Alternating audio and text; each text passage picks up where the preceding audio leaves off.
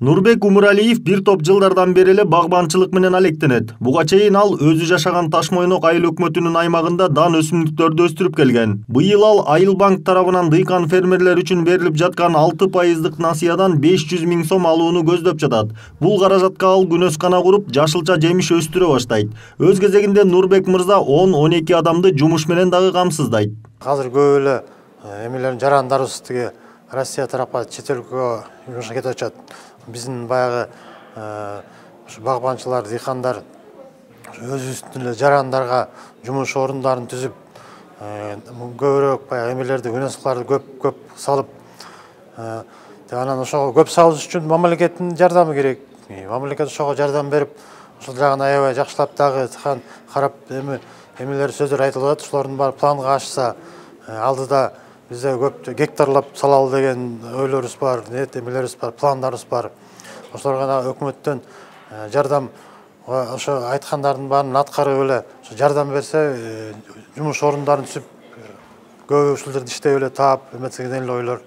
Айыл банк менен РСК банктары дыйкан фермерлерге 3% арзан насыя берүүнү улантууда. Мисалга Айыл банк ачык акционердик коомуна кайрылган кардарлардын саны 17 000 адамдан ашты. Бүгүнкү күндө 102 багбанга 42 миллион сом өлчөмүндө 6% үстөк менен насыя берилди. Бул каражаттар айыл чарба азыктарын кайра иштетүүгө, жер иштетүүгө, мал чарбасын көбөйтүүгө каралган. Ошондой эле банктан лизинг түрүндө айыл чарба техникаларын алса болот. Өлкө аймагы боюнча банктын бардык филиалдары арыздарды кабыл алууну улантууда.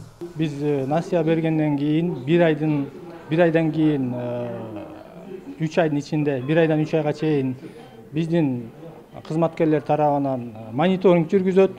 Ар бир берилген кредитти кандай максатта колдонду, бизге 1 айдын ичинде кредит иштеткенден кийин негизи кардарлар отчет берет. Мондай мал алдым же болбосо жер иштеткенге мындай кылып жумшадым деп.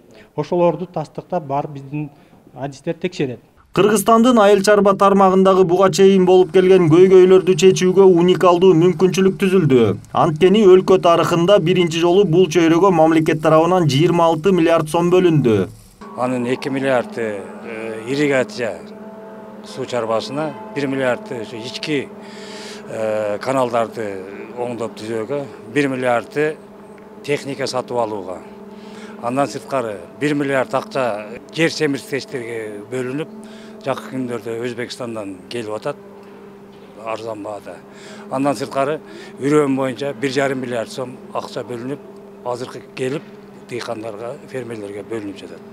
Андан сырткары билесиздер, айыл чарба долбоору 10 ПСК. Ага 6 миллиард 200 миллион сом акча бөлүнгөн, азыркы күндө банктарда бөлүнүп жатат.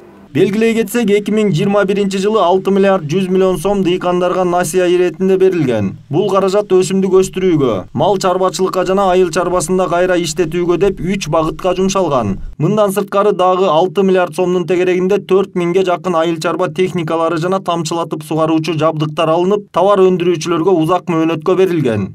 Айдар Темиралиев, Нурдан Сергеев, Пирамида.